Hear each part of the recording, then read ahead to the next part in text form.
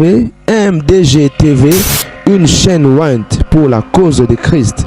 Mafuta Yasika, Mafuta Yasika, Mafuta Yasika.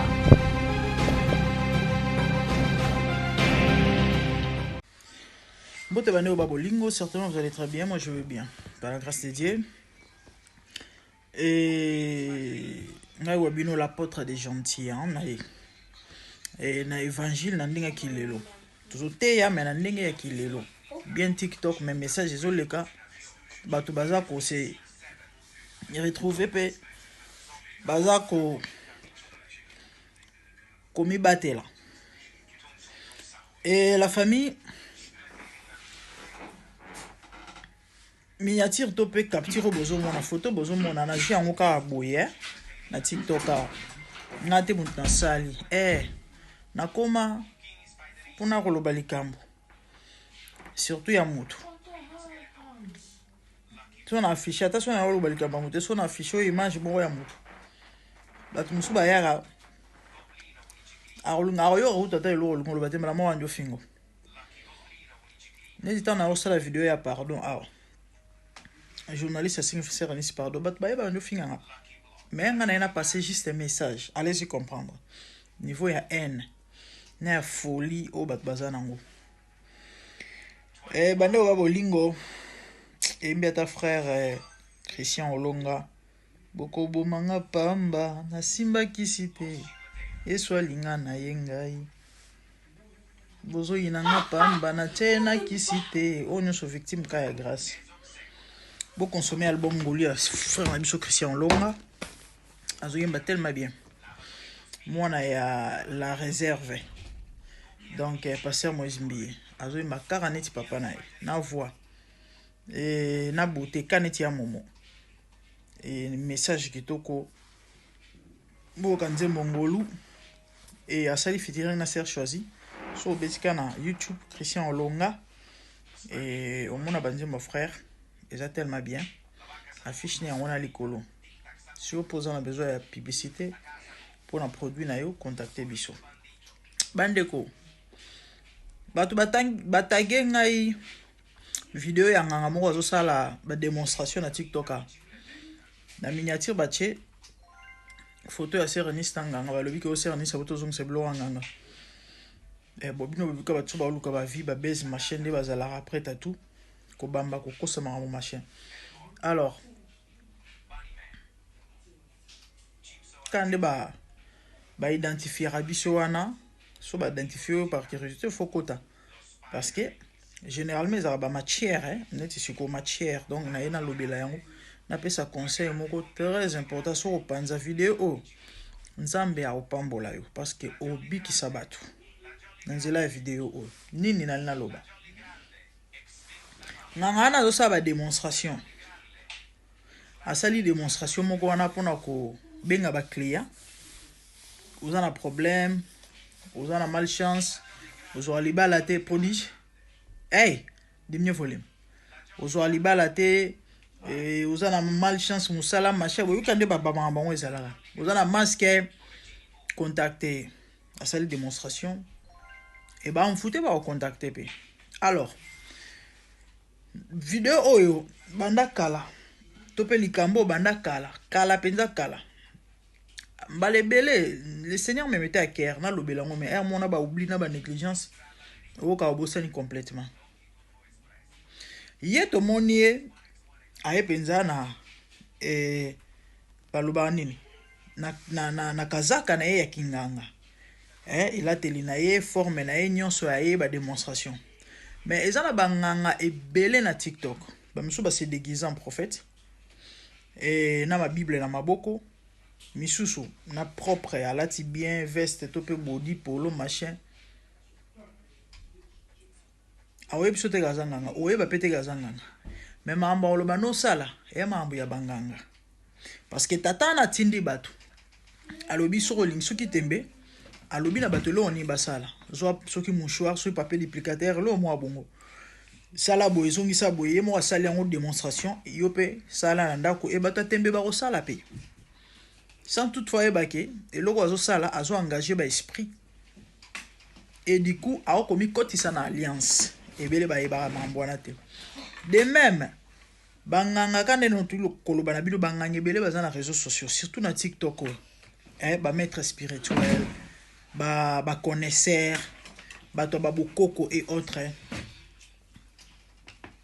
bazo pesa bato ba astuce o lingo mona miracle sur likambo boy so za na ba mari de nuit so za na problème mona mususu awa soki obomba rambongo te to pe mbongo et limwaka to esila to obika ba maman neza na bato mususu à travers à dire mais mbongo mona na penza te donc tu fais rien avec so lingo mona changement to pe mona miracle mbongo to joa soki makasi soki nini soki na nini tia na saki na yo sangisa na eloko boye joa pisoma tamba bazo ka pisoma tamba bazo ka komba bible ba mona ke bonzambe pas du tout. Le diable se déguise en ange de lumière de la Bible. Ba féticheur belé ba charlatan belé ba travailler na Bible. OK pendant na temple yanganga okuti Bible na kati. Boyoka nante bomona nante. Na yo ko expliquer bino ngo mususu. Et pona nini. Tango yo yoka bongo okantia ngo bonzambe. Nzamba zawana te. Siko tango ba ebisio. Lamuka na désert. Zwa mungwa, zwa mai, kene na toilette, to kene na couloir, to kota na chambre na yo, to kene na salon, sala solution to pe mélange, loba boye, et répéter ma loba boye, to pe zwa psomme boye. Mon ami, tu engages les esprits. Dans le monde spirituel, et sentiment est à la rater. Et dans le monde spirituel, sentiment est à la rater.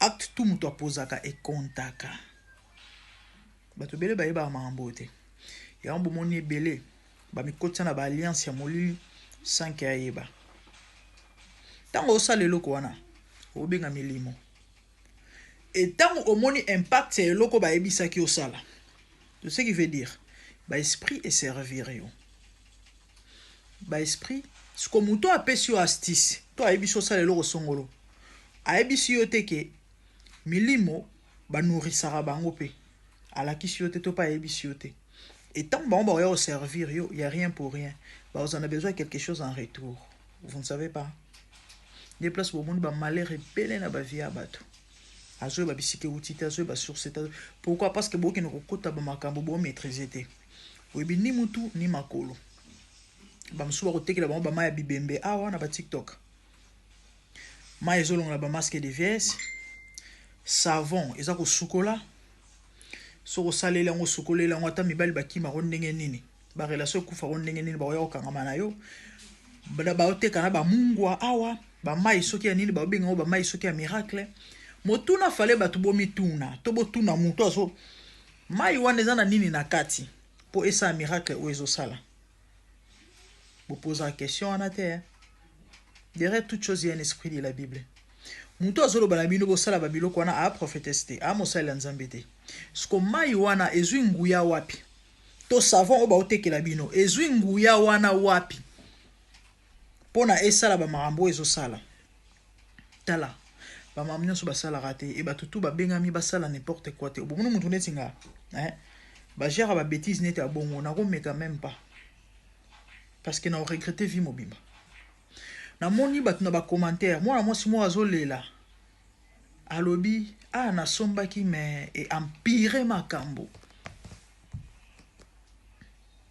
Il y a des gens comme ça wa mutu moko oza ya nzambe parce que faut boyeba ke kisi ezala na batu na mutu nyoso benga ma simba kisi te mutu mso simba kisi simbi mususu ke simba kisi boya ngo mona batu bele babela maboma parce que benga mi simba kisi te mama papa ok sala ba astuce mususu et au memelo ba problème maman mo apesa témoignage na live na seka babilo ba bibaka baka ba ebisaka soki eloko nini asala nini atia na congélateur glaçon wana ya soki nini ya kisi soki ya nini abaka papa kokangama akozonga soki bébé nga comprendre te yo boti bana 4 lokola nga 5 mona poso zonga vierge et pour bano bimisa tala ba kafumba ya bana neti yanga ya suka bota mana 4 kilos. Heureusement bimana césarienne. Sko bimisi bana tami tu minene mona poso zonga vierge. bandeko ndeko mwasi alobi la famille nazalaka nanga pas mal nazalaka nanga normal ko eta mwasi aboti abi me mukolo na papa kamwe alobi me eloko nini nango eleki a okomi libulu manzengele boye bibaka baka botika kolanda ba. Londres en fait venez nombrer le 21 février 2026 à Dominion Center et venez adorer avec l'adorateur du Seigneur Papa Deningonde et boya ebele bana Londres boye bisali à Dominion Center de 9 de Broadway et numéro de téléphone ezawana bandeko. Vous pouvez me contacter aussi pour plus de précisions sur le nosomba ticket na yo yaya komela ngai et topé bengangai pour na numéro na ezala na réseaux sociaux donc boya ebele et le 21 février 2026 na Dominion Center na Wood Green pardon et 9 de Broadway High Road London N22 6DS. Donc c'est ça.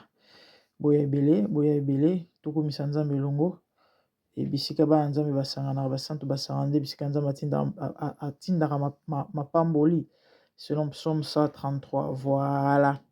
Donc c'est ça. Ba moment ya boye et ça va moment historique à ne pas rater. Et soki nzambe omi kokundola ba adorateur ya kala basala nzambe ya kala o bato mokili bakoloba kino bango baza bato ya kala so nzambe omozongisa bango c'est que carence tozana carence ya ba vrai adorateur. Voilà toyebi biso nyonso comment est-ce que nzambe utilisera Papa Deningonde na nzela na ba adoration banzembo lokola ba motema na ngai etondi na posa na yo boya ebele tokumisa nzambe longo na présence na ye bandeko soko pusani Bible lobi otikala lolenge moko te parce que dans sa présence il y a la gloire, dans sa présence il y a la magnificence, dans sa présence il y a la joie, il y a la solution. Que Dieu vous bénisse.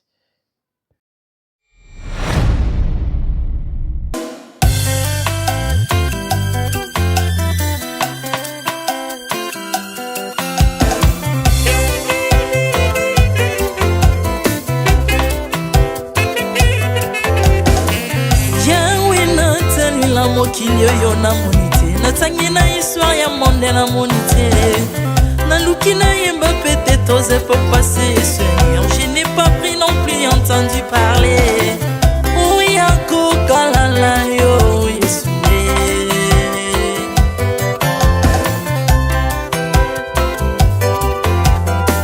même na domaine ya sorcellerie nationale atana oyo ya international papa na yo kisangwa banzamba mokili yo mopota kufa se kwa lokola yo Yesu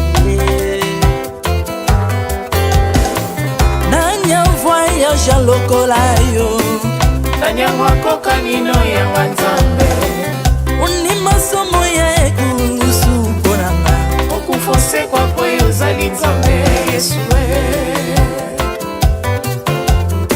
nzambe moneno kitana se olata nzoto poyo bikisanga okitana se pozwe sikananga ofuta nyongo na nzambe nanga Yesu ozali nzambe onkote ya okani na yo ozali nzambe obongwani te Yesu Yesu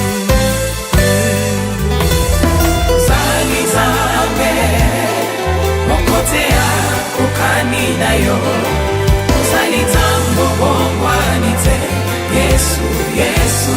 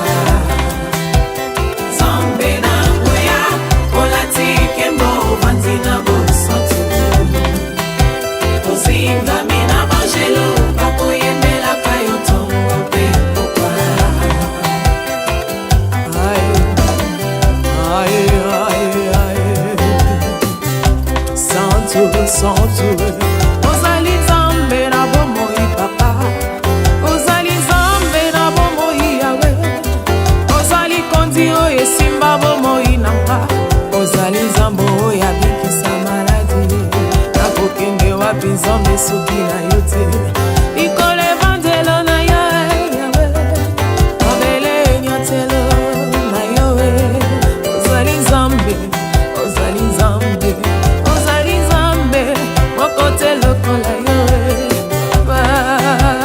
nzambe na ngoya olatike mo vandi na bosantu ozinga bina bangelo bakoyemelaka yo ntongo mpe popa Ardemment tu m'as rendu intouchable, ardemment tu m'as rendu invincible.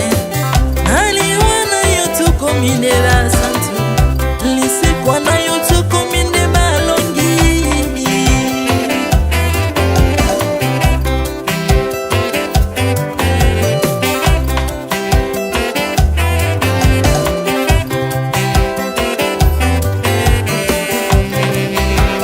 nzambe na ngoya olatike mo vandi na bosantu ozinga bina bangelo bakoyemelaka yo ntongo mpe popa nzambe na ngoya olatike mo vandi na bosantu ozinga bina bangelo bakoyemelaka yo ntongo mpe popa Autrefois ngai nazalaki binzo ndoki akolianga lolenga lingi mais par son son na se métamorphosé osimi mosambwe maladi na miso olengo bebi naza toxike grâce à lui.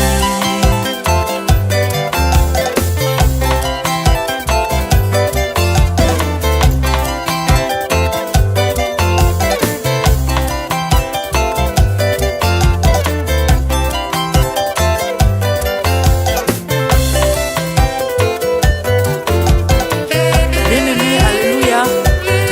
ezali na tata moko azalaki nzambe ntango akufi badeptine balobi keno akosekwa po nzambe bakristo mpo asekwa alors mpo bafasilite lisekwa na ye bakunda ye motu libanda po ntango akolamuka abimaki elingala moko mais comme nzambe na biso alinga kokambola gloire na moto te lobi nango na ntongo baya kokuta bangulu basepelisa motu ya nzambe na bango yango bien aimé bato wana bakoma oyo biso toliaka ngulu te po milimo mabe ekotaka na ngulu mais so bino boliaka ngulu te po milimo mabe ekota na ngulu bomelaka mai te po milimo mabe ekotaka na mai yango tokumbisa nzambe po akufa asekwa avandi na loboko ya tata mpona kolinga sele mpo na nga na yo